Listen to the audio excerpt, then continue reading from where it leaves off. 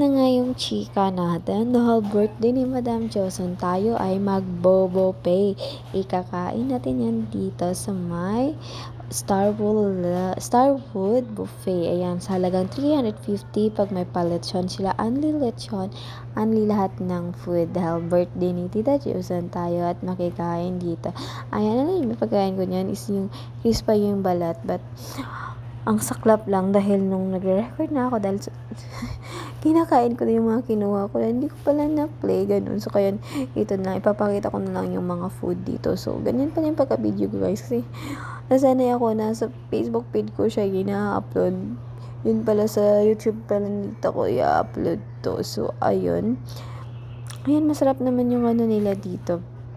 Kinilaw, yung ganyan nila. O, diba guys, ang dami talaga mga buffet ngayon, guys, na affordable lang.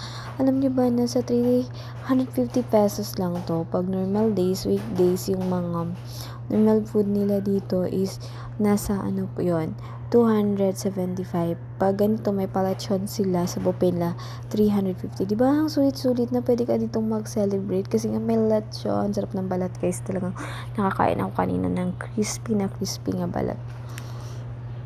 So, ayun. At sa dessert naman, wala kang ano, kasi panalo ka naman pagdating sa dessert. Yan, pineapple, everything talaga, guys.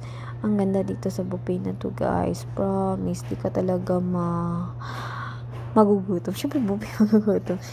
Sulit talaga yung 350 mo. Promise dito. Kaya, kaysa naman magluto ka, ako lang naman mag-isa. Kaya, ito na. Pumunta na lang ako dito sa buffet at isinicelebrate yung birthday ni Tita Johnson. Diba? Birthday ni Tita Johnson. Oh, kung kailan ba tayo i-upload ito, advance ba ako o sa birthday na talaga? Kasi nga guys, nag-buffet na talaga. Alam ko birthday na ni Tita. This is February 20. Oh my God. So, ayan. So, sana hindi ko napapatagalin to. Tita Johnson, happy birthday. I hope you're doing good. Enjoy your day and remember that you did a great day every day. You did always and always remember that I'm here always supporting you from the start po. And loving you, Tita Johnson. We always love you at marami kami nagmamahal at nagpapasalamat sa iyo. So, I am so proud of you. Di lang ako proud sa iyo, marami pa, lalo na sa mga sumusuporta sa iyo from the start.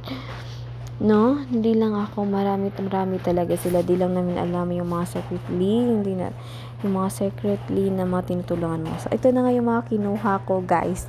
Putulin mo muna. Ito mo yung mga kinuha ko. Yan, o diba, may pa-juice lang. Yung juice lang nila, guys, isang serving lang talaga. After maubos ng isang ganyan, wala na, magtubig ka na o bumili ka na ng soft drink sa kanila. Isa lang talaga yung budget na ganun sa kanila. So, yun, natikman ko naman lahat ng mga dessert nila. Yun nga lang, yung tinikman ko yun. Hindi ko pala na-play. Yun ang saklap. Diba? Masarap dito, guys. Sarap nga bumalik dito sa buffet na to, guys. Masarap siya bumalik. Kung bumalik ako dito, ito yung i-sure ko na talaga nare-record ko. Ayan.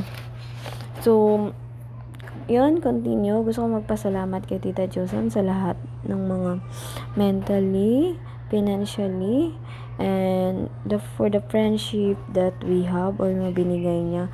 Alam ko, guys, na maraming mga pagsubok sa mundo, but I'm so proud kay Tita Johnson at sa lahat ng mga natulungan niya at sa mga tumulong sa kanya. So, guys, ayun, let's pray for Tita Jo for always good health, always. Yun lang yung maibabalik ko sa kanya at tayong lahat. So, thank you so much, Tita Johnson. Happy birthday. I always remember that I'm here supporting you from the start talaga.